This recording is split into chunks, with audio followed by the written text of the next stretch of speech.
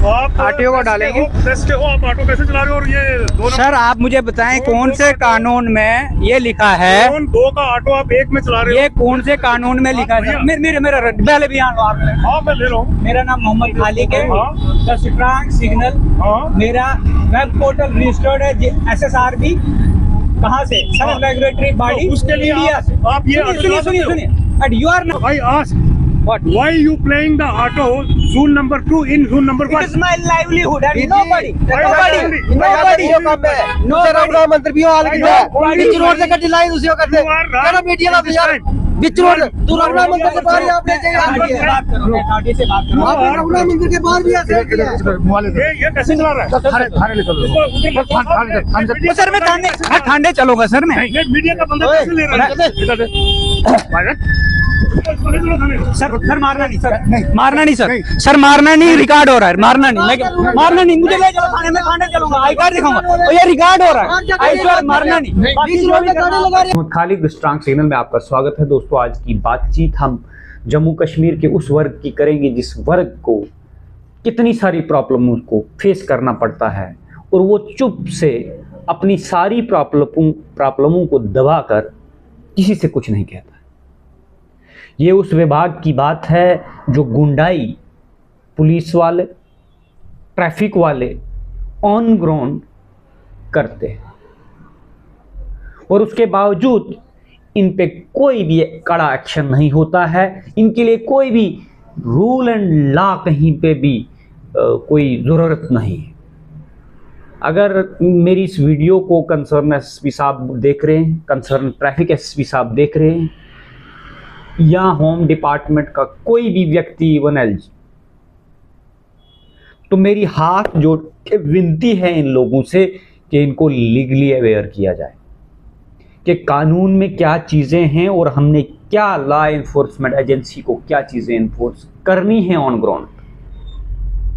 मैं आए दिन वीडियो बनाते रहता हूं कि जो क्रिमिनल एक्ट होते हैं, जो क्राइम होता है, वो मोस्टली वो लोग इन्वॉल्व हैं जो इनलीगली किसी ऑक्यूपेशन में भी इन्वॉल्व है। उनके लिए लॉ एंड ऑर्डर कोई भी वैल्यू नहीं रखता और उसको इन्फोर्समेंट करने वाली एजेंसियां जो हैं, अगर उन्हीं एजेंसियों का अवेयरनेस नहीं होगे कानून में क्या चीज़ है और हमें क्या चीज़ करना है, तो बहुत दुख की बात है। मैं इसलिए कह रहा हूं कि जो आपने पहले वीडियो की क्लिप देखी, उस क्लिप के अंदर आप देखते होंगे मैंने परसों भी एक वीडियो की थी कि जिसमें ऑटो चालकों का इशू था, लेकिन फिर कंसर्न पुलिस ऑफिसर ने क्या किया, उसकी कंपिटेंसी पे सवाल है कि उसको क्या करना चाहिए था और उसने क्या किया। मानते हैं कॉग्निजेबल ऑफेंस नहीं है, अगर कॉग्निजेबल ऑफेंस नहीं है तो क्या FIR नहीं बनती है, मजिस्ट्रेटर इंक्वायरी तो बनती है। किसी भी व्यक्ति को हिंदुस्तान के अंदर किसी की प्रॉपर्टी को स्नैच करने के लिए या उस पर हाथ मारने के लिए, उसको छीनने का कोई भी अधिकार नहीं है। लेकिन पुलिस वालों को कैसे है? क्या पुलिस कानून से ऊपर है? ट्रैफिक पुलिस कानून से ऊपर है? मैंने पहले एक वीडियो बनाई थी अशोक कुमार जो ट्रैफिक कर्मी बठिंडी मोड़ था जिसने फ़ोन पे हाथ मारा था। उसके बाद ये दूसरा वीडियो है, उससे पहले भी एक वीडियो जो मंडी का मैंने बनाया था और इसकी एप्लीकेशंस मैंने कंसर्न SSP को और कंसर्न चौकी अफसर को भी दी है, कंसर्न SHO और DSP को भी दी है कि आप इस पे कॉग्निजेंस लें। कॉग्निजेंस लेने का मतलब ये नहीं है कि कॉग्निजेबल ऑफेंस नहीं है तो आप प्रिलिमिनरी इंक्वायरी या इंक्वायरी मजिस्ट्रेटर इंक्वायरी के लिए मजिस्ट्रेट को रिक्वेस्ट नहीं करेंगे, या अगर आपने प्रिलिमिनरी इंक्वायरी की तो आपने क्या किया उसमें। इसमें ललिता कुमारी वर्सेस स्टेट ऑफ यूपी की क्लियर कट गाइडलाइंस हैं सुप्रीम कोर्ट की कि एक ऑफिसर को अंडर 154 CRPC में क्या करना है, जो अब BNSS में 173 के BNSS के तहत कन्वर्ट हुआ है। और यही चीज़ अगर कंसर्न ऑफिसर को नहीं पता है तो बहुत दुख की बात है। लेकिन मैं आज जो बातचीत करने जा रहा हूँ वो बातचीत ये करने जा रहा हूँ कि पुलिस कैसे मध्यम वर्ग के लोगों को हरास करती है, कैसे हरास करके उनसे अगर इनलीगल ग्रेटिफिकेशन 1 रुपया है उससे भी रिश्वत कहते हैं, 1 करोड़ है उससे भी रिश्वत कहते हैं। कैसे रिश्वतखोरी की जाती है। और इस रिश्वतखोरी से मुझे लग रहा है जो आला कमांड है पुलिस की, एसएसपी हैं, डीएसपी हैं, या इवन एसएचओ रैंक के ऑफिसर हैं, मुझे लगता है वो लोग वाकिफ नहीं है। इनको ये डायरेक्शन दी जानी चाहिए हर एक एसएचओ, कंसर्न एसएसपी को, कि ऐसा इनलीगल एक्ट, ऐसे लोगों को हरास करना बहुत ज्यादा गलत है। वो ये है कि जिस फ्लाइंग्स का जिस एरिया में जम्मू में ड्यूटी है, या जिसको आप रात को ड्यूटी पे रखते हैं पुलिस वाले, नंबर 1 जितना रेडी वालाज हैं, जितना जूस वाला है, जितना चाय के टपरी वाले हैं, ये जब इनसे चाय पीते हैं, सारे नहीं, कुछ 10% या 20% ऐसे पुलिस वाले हैं जो यूनिफॉर्म का मिसयूज करके उन लोगों से इनलीगली चाय पीते हैं। चाय पीने के बाद उनको उनका पैसा नहीं देते। अगर पैसे की कहीं बात भी कर ली तो उस बंदे को यह डर रहता है कि ये अभी बोलेगा चाय की टपरी उठा दे, नहीं तो उठवा दूंगा कल। रेडी वाले से भी ऐसे ही जूस पीते हुए हमने लोगों को पकड़ा है, लेकिन हम उन चीज़ों को डिस्क्लोज नहीं करेंगे। हम अभी ये बात इस मीडियम के माध्यम से एसएसपी तक पहुंचाना चाहते हैं कि कड़ी से कड़ी गाइडलाइंस दी जाए अपने पुलिस डिपार्टमेंट को और ट्रैफिक एसएसपी को। दूसरी चीज़, जब ये किसी ऑटो में सफ़र करते हैं, वर्दी में चढ़ते हैं, ये कोई भी किराया पे नहीं करते, और उसके बाद अगर किसी ने किया तो उसके बाद बोलते हैं नाके पे मिलेंगे। और उसके अलावा हरासमेंट जो इनलीगली ये करते हैं, जिस चीज के लिए इनको लॉ एंड एनफोर्समेंट एजेंसी ने खड़ा किया हुआ, आपको चेक करना है कि किसी ऑटो चालक के पास वैलिड लाइसेंस है कि नहीं है, उसके डॉक्यूमेंटेशन चेक करनी है। लेकिन आप चेक क्या कर रहे हैं कि भाई जोन प्लेट लगी है या नहीं लगी है, ये तो मैटर ही नहीं है। इस वक्त ट्रायल खत्म हो चुके हैं। तो ये चीजें जो हैं ये पब्लिक डोमेन में।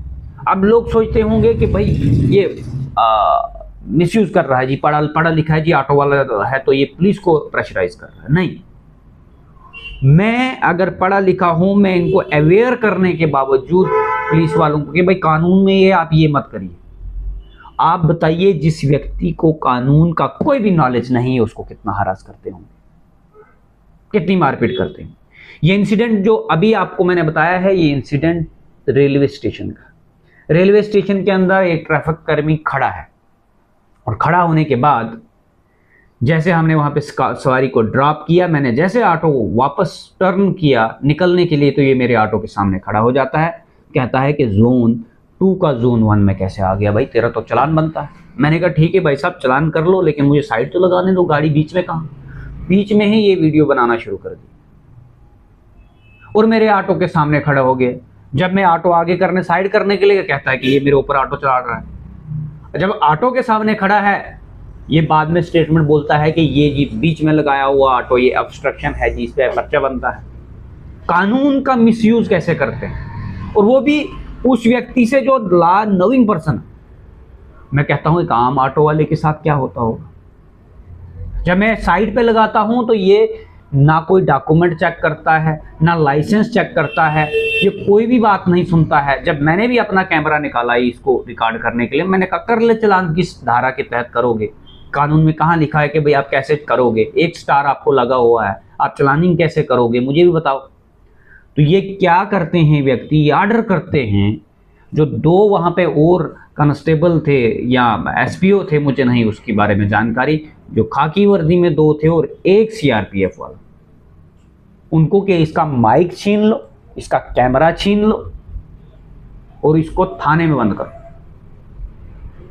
फिर वो मुझे थाने में बंद करने के लिए लेके जाते। जब मेरे को बैठाया ऑटो में, उन पुलिस वालों 2 को बैठाया, मैं जब वहाँ पे गया, और जो माइक और जो मेरा माइक के साथ कनेक्टर लगता है, वो सीआरपीएफ वाले को जब मैंने कहा ये रिकॉर्ड हो रहा है, उसने उसको छीन के निकाल के फेंक दिया। उसके बाद वो फेंकने के बाद ढूंढ के मिला, वो रिकवरी का प्रॉपर मुंशी साहब ने देखा, और जितना भी सामान था मेरा मुंशी साहब ने वापस दिया। मैं मुंशी साहब को बड़ा अप्रिशिएट करता हूँ, बड़ा लीगली उन्होंने मेरे को एंटरटेन किया। जैसे मैं अंदर गया, उन्होंने कहा लाइसेंस है, ऑटो चलाते हो, ठीक है, क्या नाम है पता, हमने सब कुछ आइडेंटिटी बताई और खामोशी से कहा क्या मामला हुआ, कोई किसी की प्रॉपर्टी नहीं छीन सकता, मैं अभी आपको वापस दिलवाऊंगा। और उन्होंने वापस, यह एपिसोड 8 बजे का है और 8:45 पे मुझे अपना सारा सामान वापस मिलता है।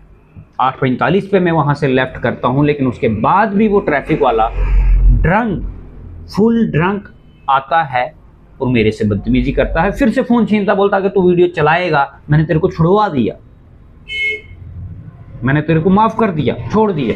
मैंने कहा भाई मैंने तो कहा ही नहीं आपको माफ़ करो, जो लीगली कार्रवाई बनती है करो, अगर लीगली कोई कार्रवाई बनती तो मुंशी साहब करते, लेकिन उसने नहीं की ना, इसलिए नहीं की क्योंकि बनती ही नहीं है।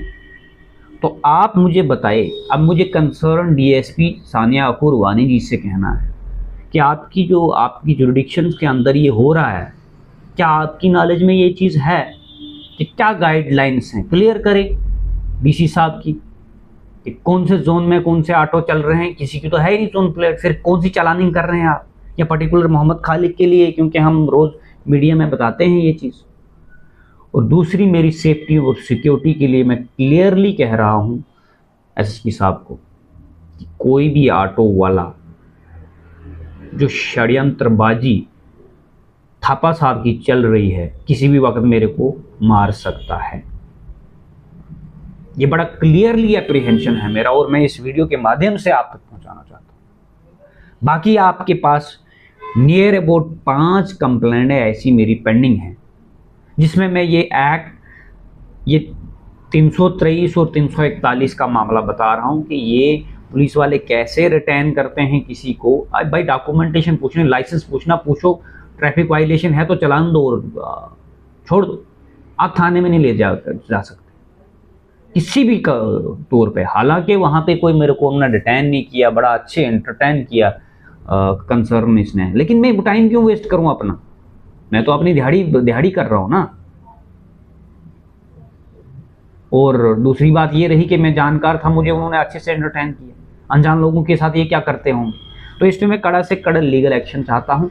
और दूसरी बात ये है कि 9 बजे या 8 बजे के बाद जितने भी नाइट में पुलिस ड्यूटी करते हैं, वो मोस्टली 70% लोग शराब पीकर होते हैं, शराब पीकर ड्यूटी करते हैं। किसी भी चौक चौराहे में आप चले जाएं, जहां भी ड्यूटी है पुलिस की। और मुझे लगता है कि एसएसपी साहब को रात को सरप्राइज विजिट करके, वो जो आप परसों ट्रैफिक पे वो चेक कर रहे थे कि भाई किसी ने शराब पिया है, ड्रग कंज्यूम किया है कि नहीं किया है, इसमें चेक करें, तो चेक करना चाहिए रात को, मेडिकल करना चाहिए इनका कि कौन सा ऑफिसर ड्रंक है और कौन सा नहीं। आप जुड़े रहिए 10 स्ट्रांग सिग्नल के साथ। धन्यवाद।